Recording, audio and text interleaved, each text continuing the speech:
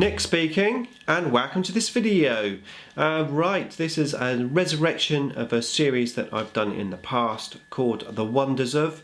So like a chilled, relaxed chat about a specific topic. Today's video is going to be about the White Dwarf Magazine from Games Workshop. And the idea is I'm going to basically just have a chat about it, putting a few thoughts, opinions across on the subject. You're more than welcome to make comments and feedback from what I say, and even make a video response with your views and your opinions if you so wish. So yeah, let's have a quick sip of coffee and we'll get on with the video. Okay, so why have I made a video about White Dwarf? Well, today something happened to me which inspired me for this particular topic, and that was I was looking through the questions on the Warboss challenge, just flicking through them, and one upcoming question is about what have you purchased from Games Workshop that you regret buying? It's specifically aiming at models. And I don't have any models that I regret buying, but I was thinking, well, what do I regret buying? And it came to my mind that the White Dwarf magazine was one of those things, because I remember buying White Dwarf magazine, flicking through it, nothing really of interest, and then putting it down and never looking at it again and think, why did I buy that? So I was going to say that White Dwarf magazine. Anyway, later in the day, I, for whatever reason, was looking in amongst my books on my bookshelf, and I came across this White Dwarf Dark Eldar edition. How awesome is this? This is from 2005, I think. No, sorry, 2010, not that old. So November 2010, basically when the Dark Eldar models, the current range, was released. And in here is some awesome Dark Eldar content, which is going to be absolutely fantastic for helping me paint my Dark Eldar army, because what I'm going to be using for is working out where the skin goes and all the models. There's just like so many fantastic pictures in here. It tells you how to paint skin and stuff. I don't know necessarily I'll be using that tutorial, but my point is that this magazine, which I bought in 2010, 6 years ago, has finally got a use. And that is why I'm making this video, because I have a love-hate relationship with White Dwarf. Yeah. So I'm going to start right at the beginning, when I first started this hobby, and have a chat about basically my White Dwarf story. So yeah, I started this hobby about 15 years ago, and my buddy who got me into the hobby, he used to buy the White Dwarf, and actually he was a work colleague, and I used to read the magazine, his magazine, during the lunch break. He was quite happy. There's a couple of us actually that did the hobby, so we used to read one magazine, and I enjoyed reading them, flicking through them. Didn't really feel very inspired to buy the White Dwarf magazine. To be fair, it was there, I could read it, and then in about 2003, I'm not that old, in about 2003, when the Eye of Terror Codex came out, and I decided to do another army, the Space Wolves 13th Company, I decided that I wanted to get into White Dwarf, because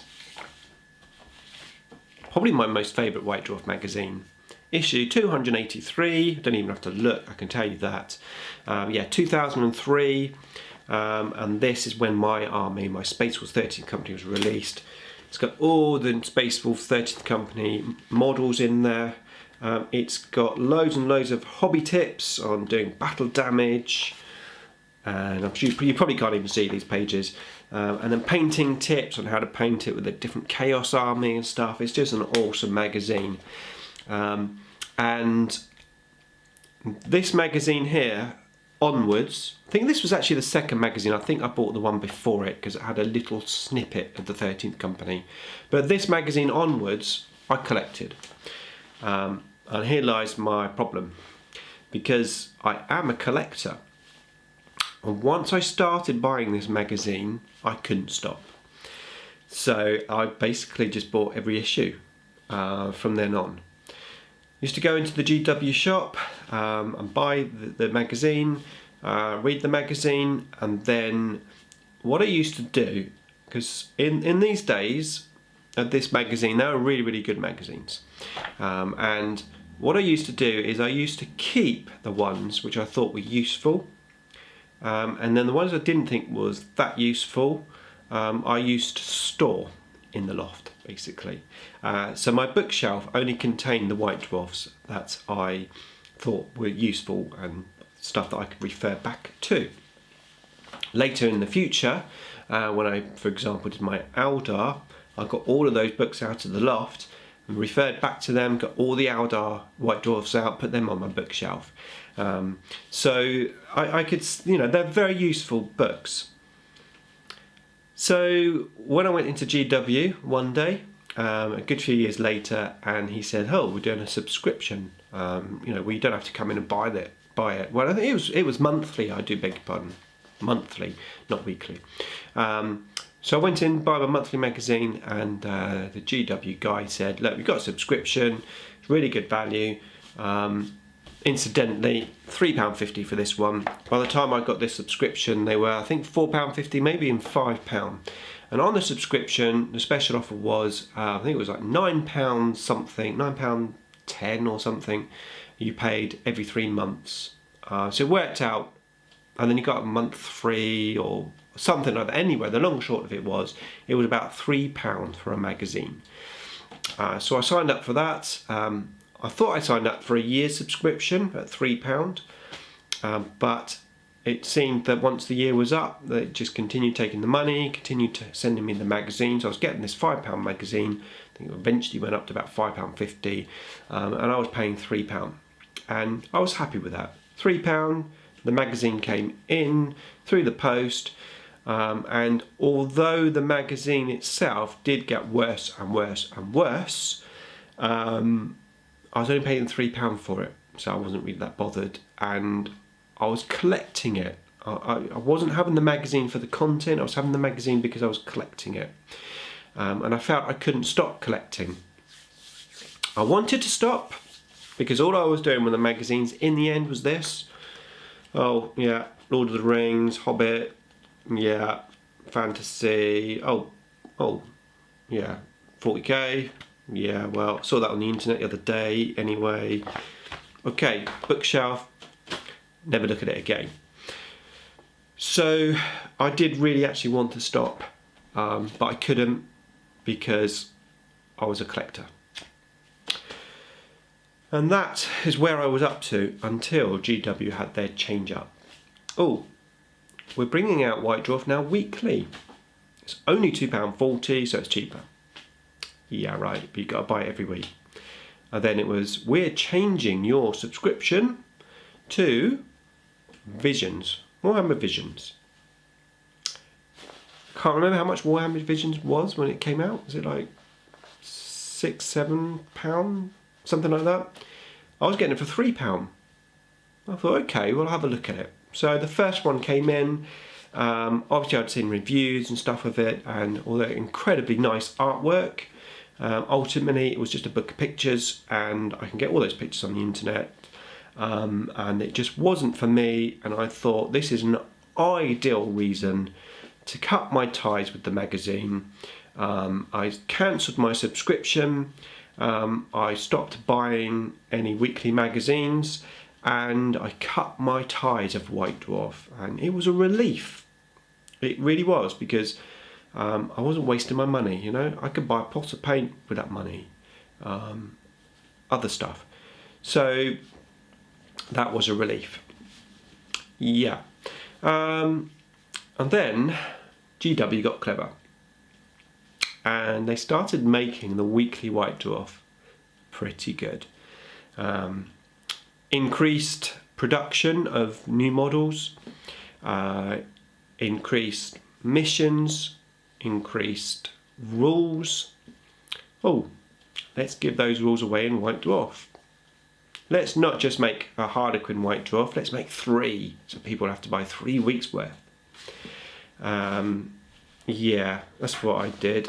I don't have one here actually, but I've got this one, The Curse of the Wolverhammers. I fell into the trap again, boys and girls. I fell into the trap. It's Wolverhammers, it's my army, I've got to have it. I bought it, £2.40. Look through it, lovely pictures, painted tutorial I'm not going to use, I've already got my paint scheme, about the book that I've got to buy to get all of the rules in. There's a snippet of rules, it's not the full rules of all the models. There's some nice painting tutorials, but I'm not going to use them. It's nice, £2.40. I've got to buy the Curse of the Wolverhammers book anyway. I just wasted my money. Yeah, I fell into the trap several times. The Necron release, bought the Necron books. Then I suppose the only good stuff was the Tyrannid ones, where they put the like the Spore Mines and stuff in there, the drop pods. But I could have got all those rules online anyway. And yeah, there was one good magazine. That was the Harlequin one. It had a special. Was it Harlequin? Harlequins, or I think, yeah, Harlequins, yeah. And there's a mission in there, Harlequin mission, which I have actually played. I've got a battle report in the archives of it. That was actually quite good, and it's a tough one for me. Like I said, I've got this love-hate relationship. There's many good things about White Dwarf. I've got this one here. This is in my archive of easy at hand one. I've been saving this one, and it's so out of date. But look, Harlequins, how to paint Harlequin diamonds, foundation paint release basically in here, and there's tutorial on basically painting diamonds. If I can find it somewhere, here we go. It's basically all about the Harlequins painting tutorials. I do have a Harlequin army, just got to get around to doing it at some point. And of course this is well out of date now because they've got the new stuff. But there's some diamond stuff in White Dwarf, but the commitment to having it is just too much for me. And of course now they're changing again, and I suppose this is another reason which has brought this magazine to the forefront for me. So now apparently, now I don't know about Visions. I'm not sure if they're getting rid of Visions or if it stays the same. But White Dwarf is going back to being monthly. I have a funny feeling that they're going back to a traditional monthly magazine, but it's going to have the content of the weekly magazine in it. In other words, it's going back to how it used to be good. And it's going to be, I think it's £5.50, I think. I'm not 100% sure on that. The cynic in me is saying that Games Workshop realised they had all these subscriptions to the magazine, like myself, that were only paying £3 for the magazine. I don't know how many subscriptions they had. Let's just say they had like 100,000 subscribers. I don't know how many. But let's just say that 100,000 subscribers are all paying £3 for this magazine that they really want to charge £5 for, or £4.50 or £5.50, whatever the price was.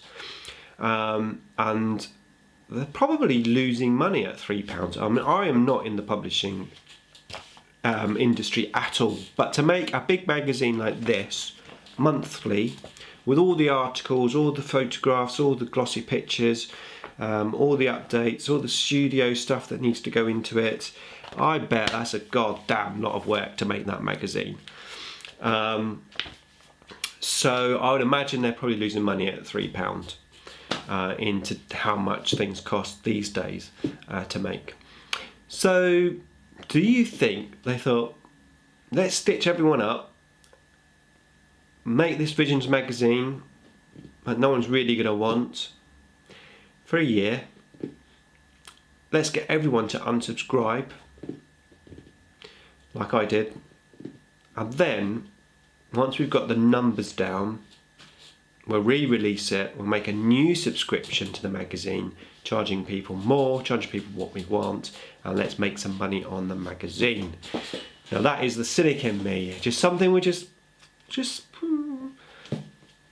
can't blame them, they're trying to make money. I'm in the retail business, and I know there's a lot of tricks of the trade that you have to do to make money. Not deception, but stuff that, you know, if you've got X amount of something to sell, then you have to work out how you're going to sell it. Whether that means doing a big window display, making some discount, giving something free with it, changing the rules to make you need that particular item that you've got stacks of, you know, it's business. So will I be buying the new White Dwarf? I doubt it, to be honest with you, because of my financial situation. I think I'd rather have that money for other things. And most of the time, everything that's in one of these magazines is available online. Excuse me. You know, if I want to Google a picture of the latest, I mean, yeah, going back to what I was just saying, you know, I found this magazine is really useful and really nice. Got all the pictures at hand, it's easy, but there is no reason why I can't turn my lap on and search for Dark Eldar Witches, find some GW pictures on their website or elsewhere, and see how the skin is painted. So, you know, it's not an essential thing. And I don't want to get into the habit of collecting it again. They're also a pain in the bum to store, aren't they? I mean, a big, you know, a year's worth of these adds up, and there's like 1 year, 2 years. Oh, I've got this for 15 years. My God, I've got a lot of magazines. So there you go. That's my story. A bit of a ramble, a chill chat. I hope you enjoyed it. I'll be very interested to get your thoughts and feedback on this magazine, and like I said, if you fancy making a video response, I'll be very interested to hear that as well. So that's it for this video. Thanks very much for watching, and watch out for another wonders of video coming soon.